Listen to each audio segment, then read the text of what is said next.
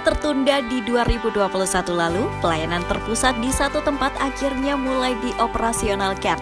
Dengan begitu, masyarakat Kota Malang yang akan mengurus layanan perizinan dan non-perizinan kini tak perlu jauh-jauh ke kantor terpadu atau block office di Kedung Gandang. Soft launching Mall Pelayanan Publik atau MPP Merdeka dilakukan hari ini, Senin 3 Januari 2022, dan secara langsung diresmikan Wali Kota Malang Sutiaji. Hadirnya MPP Merdeka ini menjadi salah satu wadah dalam melayani masyarakat di wilayah Kota Malang yang akan mengurusi pelayanan perizinan dan non-perizinan di satu tempat di pusat kota, tepatnya di lantai 3 alun-alun Mall Ramayana.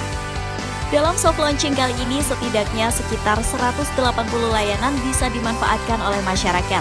Adapun dalam pelayanan ini masih akan terus bertahap dilakukan. Nantinya bakal ada total sekitar 400-an pelayanan perizinan dan non-perizinan yang bisa dimanfaatkan di MPP Merdeka. PLT Kepala Dinas Tenaga Kerja Penanaman Modal Pelayanan Terpadu Satu Pintu atau Disnaker PMPTSP Kota Malang Siti Mahmudah menyatakan, di tahap awal ini dari 180 layanan perizinan dan non-perizinan di MPP Merdeka terbagi dalam 14 tenan. Di antaranya Disnaker PMPTSP, Bapenda Kota Malang, KPP Pratama Utara, KPP Pratama Selatan, Bank Jatim, Samsat, BPJS Tenaga Kerja, BPJS Kesehatan, kemudian Dispenduk Capil, Perumda Air Minum Tugu Tirta Kota Malang, BPR, Imigrasi, Pelayanan Disporapar, serta Dinas Perpustakaan Umum dan Arsip Daerah Kota Malang. Pelayanan dibuka mulai hari Senin hingga Jumat di jam kerja. Artinya tidak ada perbedaan dengan layanan perizinan di Disnaker PMPTSP saat di kantor terpadu.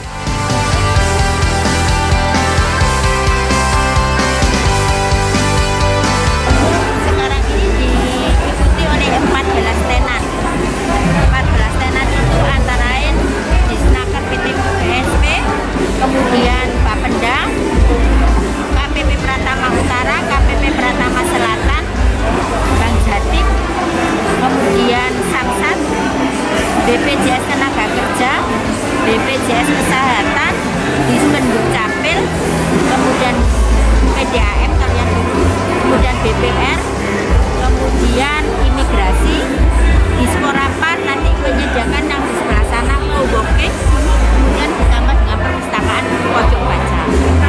Hari ini sudah mulai ada pelayanan, kurang lebih ada 180 layanan yang akan ada di MPP tahap 1. Untuk imigrasi masih sementara bukanya Selasa Kamis. Kalau bukanya operasional di sini Senin sampai Jumat. Satu minggu tutup, jam hari kerja sama dengan yang di PTSP yang di kantor tepat. Oke, Bu, ke depannya nanti nambah berapa lagi? Ini tahun ini yang APBD murni itu nambah sisi barat. Sisi barat tahap kedua itu dengan anggaran kurang lebih 2,5 miliar. Kemungkinan jumlah tenannya sama 14. Nanti jumlah tenannya 14, kemungkinan kalau keseluruhan 400 ada 50 tenan. Nanti kita konfirm ke masing-masing tenan, makanya kami undang. Nanti seminggu lagi kita rapatkan, kita evaluasi tenan-tenan yang akan mengisi nanti. Kemungkinan luasnya itu butuh berapa? Sebenarnya saya sudah mulai tahun 2017-an ya, 2018 itu sudah sampaikan bahwa perlu adanya satu efisiensi, efektivitas, dan beberapa kemudahan baik yang melaksanakan layanan maupun yang dilayani. Karena sesungguhnya masyarakat kita ini tidak ada tebang pilih, orang yang mengungsi, yang punya uang nanti. Nah, ini bentuk komitmen kami untuk transparansi, bentuk komitmen kami bahwa yang semua masyarakat kita berhak mendapatkan layanan yang terbaik bagi dari ASN Kota Malang. Maka alhamdulillah sebetulnya kita sudah dapat surat rekomendasi dari perjalanan kan panjang. Salah satu di antaranya kita sudah mengantongi rekomendasi dari pusat Malang dan Kota Malang sudah bisa melakukan layanan publik, mengadakan mall layanan publik. Nah, maka waktu itu di tahun 2020 sudah, tapi kena refocusing. Di tahun 2021 separuh yang kita anggarkan sepertiga, tapi nanti setelah itu baru kita lengkap dari jumlah 400 perizinan dan non perizinan. Maka ini saya sampaikan pada seluruh masyarakat Bumi Arema yang saya cintai, tidak ada was-was, tidak usah sangka bahwa insya Allah pelayanan perizinan di sini akan semakin kita mudahkan, dan memang itu harus gitu ya, bukan di sini yang terbaik, tapi kita harus melayani, ini hak masyarakat, terus kita penuhi dengan baik. Inovasi yang kami lakukan, nanti sementara saya minta ada pasang CCTV ya.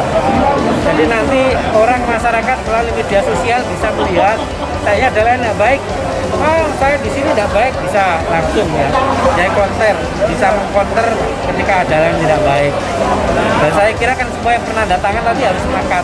Kalau dari kami ada 126 ya, dari 129 dari kalau PTSP. Yang maksud saya, yang lain kan sudah menjalin komitmen bahwa kita di sini harus memberikan layanan yang terbaik bagi masyarakat Bumi Arema cintai. SP-nya jelas, SOP-nya jelas. Jadi begitu dia masuk perizinan ini sekian jam, maka ya itu harus dilakukan. Pemilihan pusat kota kenapa Pak? Apa yang kemarin ini sudah lama sebetulnya, sudah lama kita itu kan yang punya wilayah, punya tempat ini, dan ini sudah menjadi hak milik kita.